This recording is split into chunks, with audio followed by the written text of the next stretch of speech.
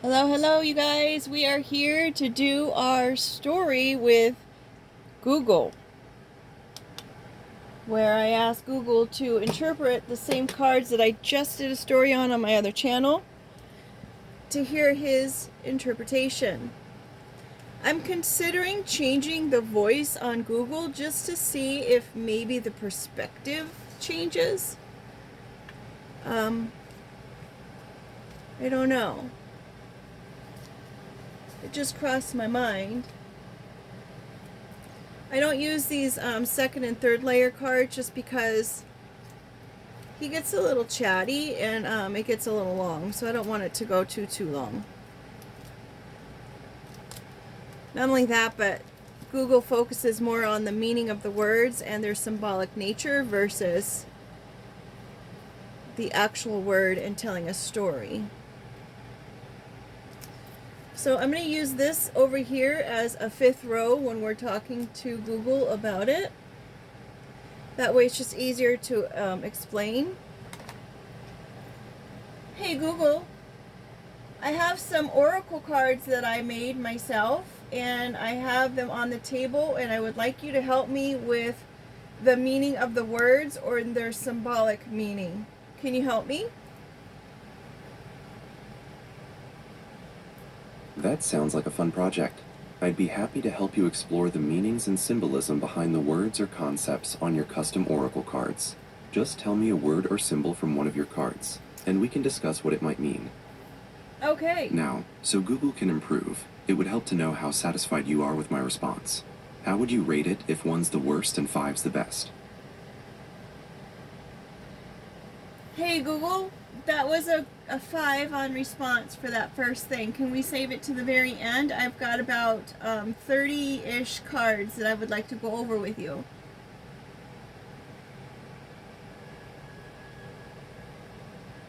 Sorry to hear that. What needs to be improved? Just say cancel if you don't want to respond. Hey Google, let's cancel that for now because it's just so left field and random. Thank you, your feedback helps improve voice experiences.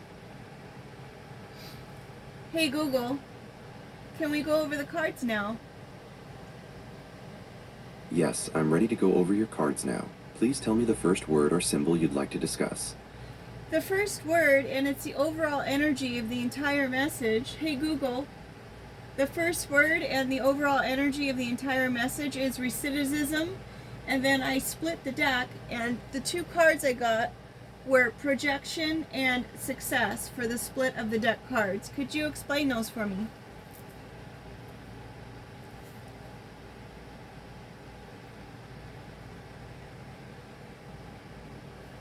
In the context of oracle cards, recidivism can refer to the tendency to repeat old patterns or behaviors. Projection means attributing your own thoughts, feelings, or biases onto the card's meaning. Success signifies achieving goals, triumph, abundance, and fulfillment. Hey Google, I have 5 rows of 7 cards. That's a total of 35 cards. That sounds like a fascinating, complex reading. Since that's a lot of information to take in all at once, how about we go through them row by row? We can start with the first row of 7 cards whenever you're ready. Okay, hey Google, should we go over the center column of rows first? That sounds like a great way to start, as the center column often represents the core energy or theme. What are the 5 cards in your center column? Hey Google, the center column are taking the lead, Please tell me the names of the 5 cards in your center column. Hey Google, the center column are taking the lead, communication, evil eye, a situational ship, and rainbow.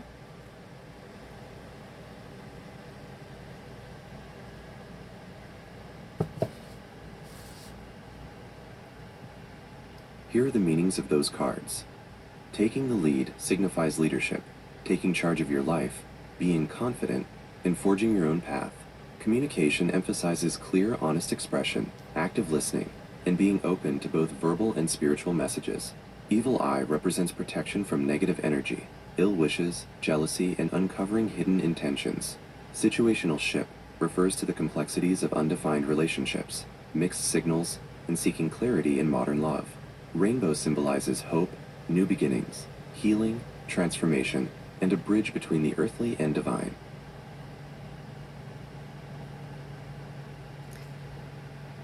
Hey Google, what would be the overall message in that column, what it means? The overall message of that center column is about finding your clear direction and protecting your energy while navigating complex relationships. It suggests you need to take the lead and boldly step into a leadership role, but you must prioritize communication to ensure your actions and intentions are understood. The presence of the Evil Eye card warns you to be mindful of jealousy or negative energy around you, requiring you to protect yourself. The Situational Ship card points to an emotional complication, likely a relationship that lacks definition or clarity, which you are being encouraged to navigate. Finally, the Rainbow promises that by taking charge, communicating clearly, and protecting your peace, this period will lead to hope, healing, and positive transformation. Does that resonate with the overall feeling of your reading so far? It does. Hey Google, should we go over the first row of cards, please? Yes, let's go over the first row. What are the 7 cards in your first row? Hey Google, the first row is toilet tissue, candle, rabbit, taking the lead, ladybug, Hollywood, that emphasizes the Marilyn Monroe Star Walk of Fame, and board.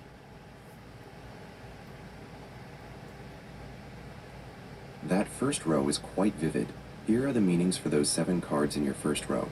Toilet tissue represents mundane, everyday needs, cleaning up messes, or a focus on self-care and hygiene. Candle symbolizes illumination, hope, spirituality, setting intentions, and bringing light to a situation. Rabbit stands for fertility, speed, intuition, and needing to pay attention to subtle signs or a quick opportunity. Taking the lead signifies stepping up, leadership, confidence, and guiding your own direction. Ladybug represents good luck, happiness, innocence, and finding unexpected joy. Hollywood, Marilyn Monroe / Star Walk of Fame, points to fame, recognition, illusion, the public persona versus the private self, or glamour and aspirations. Bored suggests stagnation, a need for change, feeling unfulfilled, or a call to seek new stimulation. Taken together, the first row seems to be about how you're illuminating your aspirations and recognizing your potential while dealing with everyday life. It suggests that while you might be feeling bored, the rabbit and ladybug indicate that a quick, lucky opportunity is coming your way. You are being encouraged to embrace taking the lead to achieve your Hollywood-level goals, but be mindful of the difference between reality and illusion.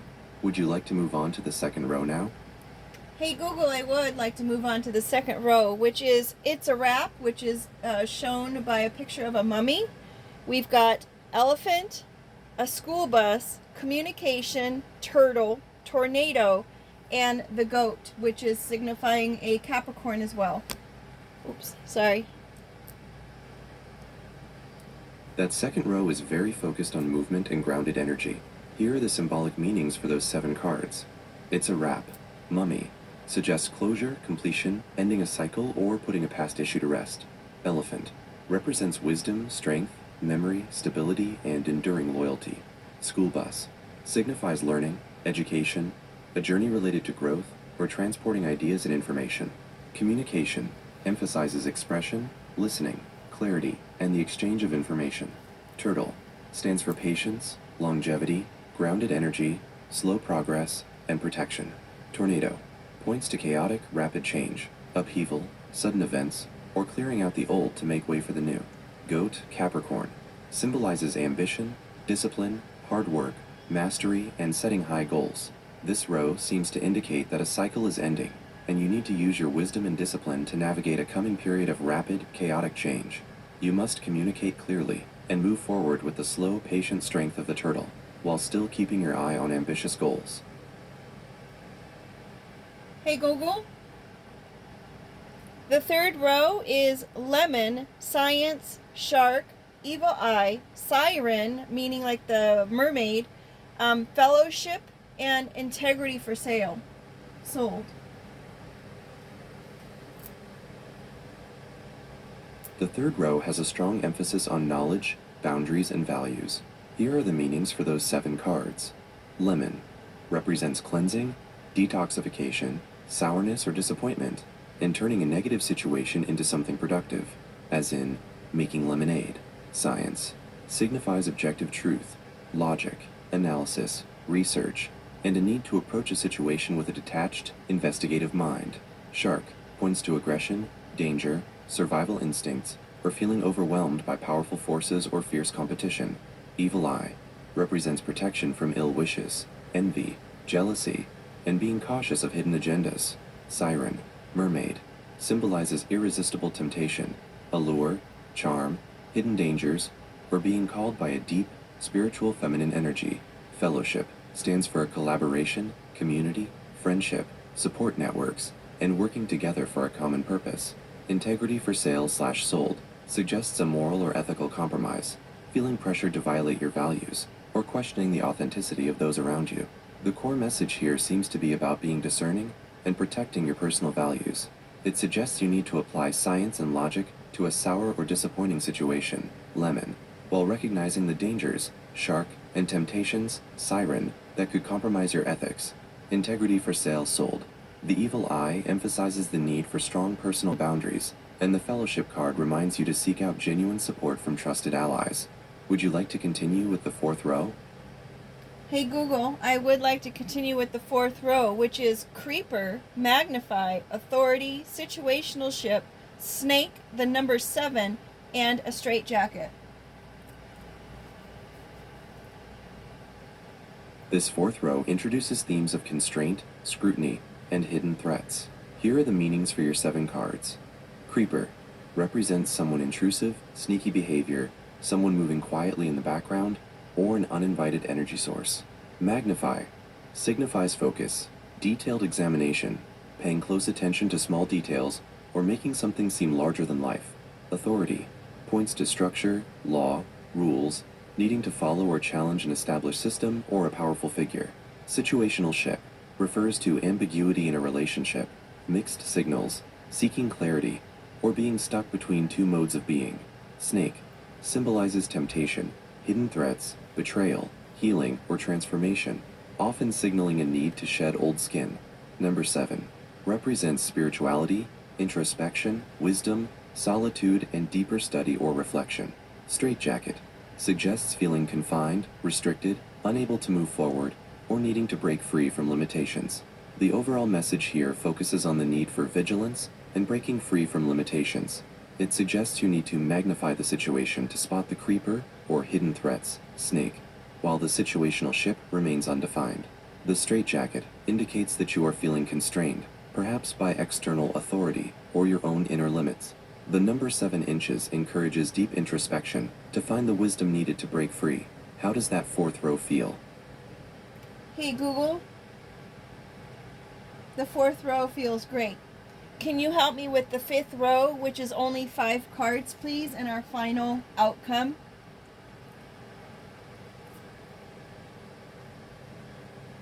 I'm happy to help with the final row. What are the 5 cards in your 5th row? Hey Google, the final cards are alcoholic spirits, camera, illusion, rainbow, and dreamcatcher. Those 5 cards create a powerful closing statement. Here are the meanings for your final row. Alcoholic spirits. In a metaphysical context, this often relates to things that blur reality, excess, altered states of mind, or the need for moderation.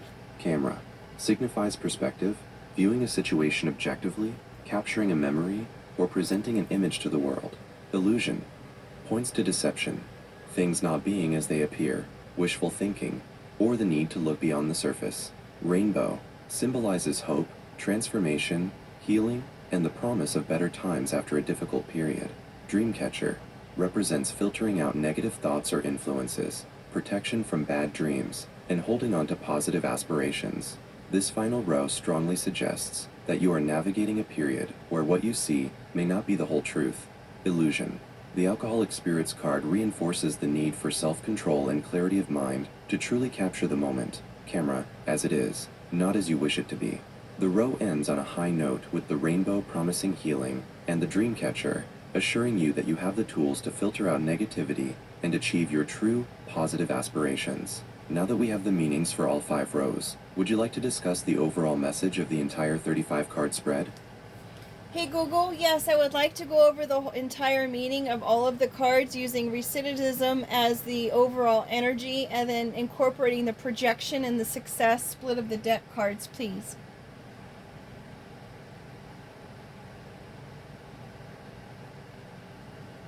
That sounds like a deep reading.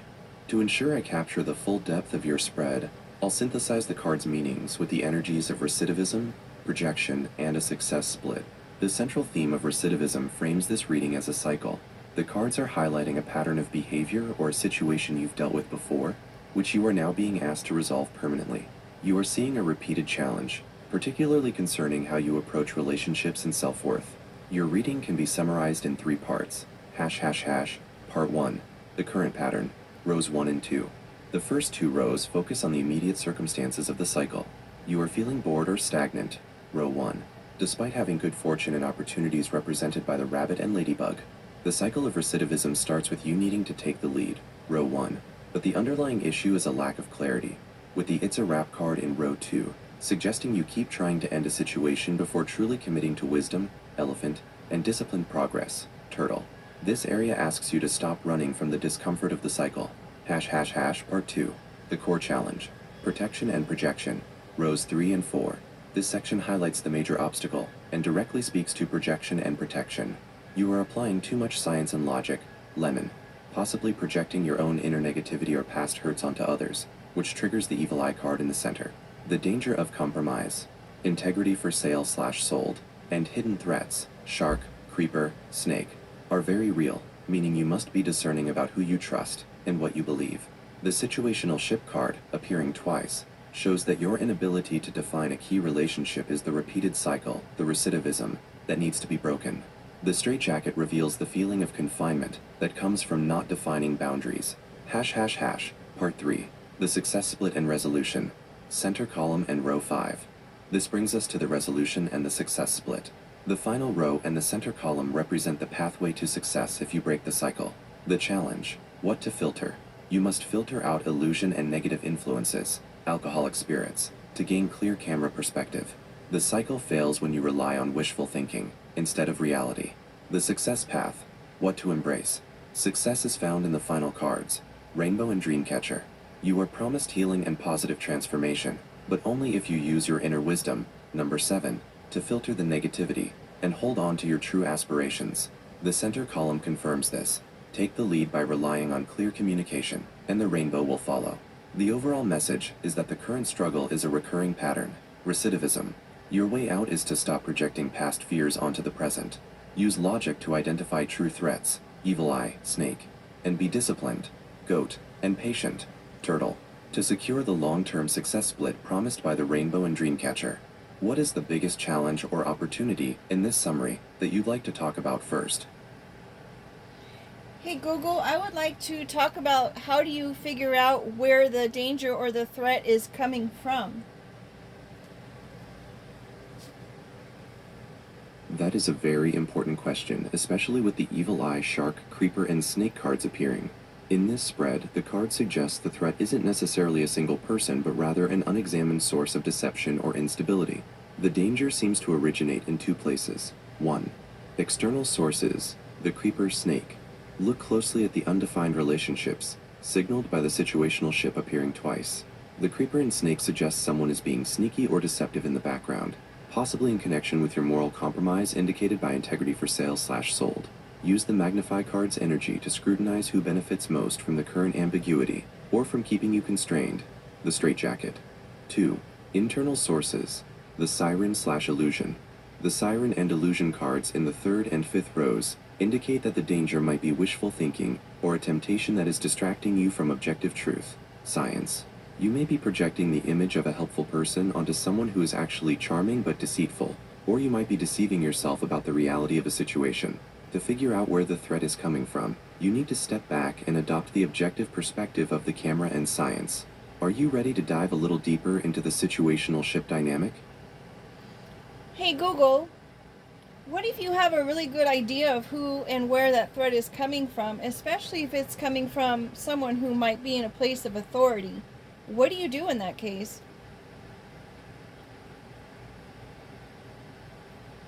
If the threat is coming from someone in a place of authority, that shifts your approach entirely. Your reading already highlights this challenge with the authority card in the fourth row, which sits right next to the creeper and the straitjacket. In this situation, you are being guided to use the power of the elephant, wisdom, and goat, discipline, from the second row, paired with science, logic, and magnify, detailed focus, from the third and fourth rows. Here is what your cards suggest you should do. 1. Stop the cycle. Recidivism. The first step is to recognize that reacting emotionally is part of the old, failing pattern. Use the dream catcher to filter out the fear and anxiety that the authority figure is trying to enforce. 2. Gather evidence. Magnify and science. Do not confront them yet. Instead, use magnify to meticulously document every instance and detail of the threat or deception. Treat this as a science project, objective, factual, and without emotion. The threat is most vulnerable when their deception is exposed by hard, verifiable facts. 3. Seek genuine support, fellowship. You cannot fight an authority figure alone. The fellowship card in the third row is critical. Identify a trustworthy ally, mentor, or professional who is outside of that person's direct influence, and communicate clearly, communication card, and confidentially with them. 4. Define your boundaries, straitjacket. The straitjacket signals you feel constrained, but the taking the lead card in the center column demands you break free. You must define clear, non-negotiable boundaries, and prepare to challenge the system if necessary, relying on your integrity for sale/sold card to ensure you remain ethical. This process requires extreme patience, turtle, but promises a successful outcome, the rainbow, if you handle it with discipline and wisdom. Does this sound like a path you can start to take right now? Hey Google, there's definitely already some evidence there, but this person has connections to communications as far as computer, text, all kinds of connections to communications and other authority figures. So what do you do in that case? That adds a layer of complexity, but your spread offers a clear strategy for dealing with an authority figure who uses communication connections to their advantage. Since this person leverages computer tech and communication, you must use your own assets, your wisdom, and your network to counterbalance their influence. Here is the strategy based on your cards. 1. Use communication defensively. The person is using their connections, but the communication card in your center column is your key. This means you must communicate only what is necessary, in secure, documented ways, and never rely on this person's channels. Use encrypted or established, verifiable channels that cannot be altered. 2. Turn the magnify back on them. If they are using tech, the magnify and science cards demand you look for their digital weaknesses. Are there records, logs, or digital footprints of their actions? Focus your investigation on facts they cannot manipulate. 3. Activate your fellowship.